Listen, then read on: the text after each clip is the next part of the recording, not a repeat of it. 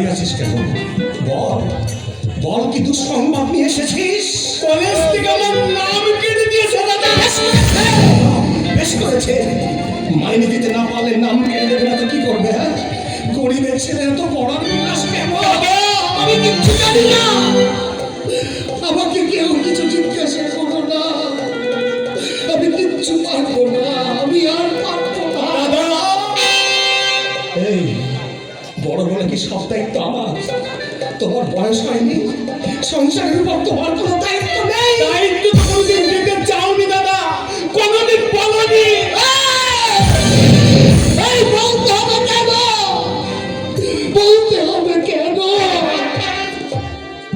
নিজের চোখে সব দেখতে পাচ্ছ না?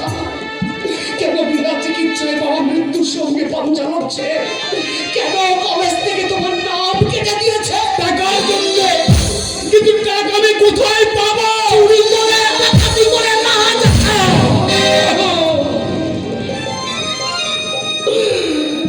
আমি আমি আর পারবো না দাদা। আমাকে তোরা দয়া করে রেহাই দে। আমি তোদের কাছে হাত জোড় করে বিনতি করছি, আমাকে রেহাই দে। এই যন্ত্রণা আমি আর সহ্য করতে পারছি না, আমি আর পারবো না।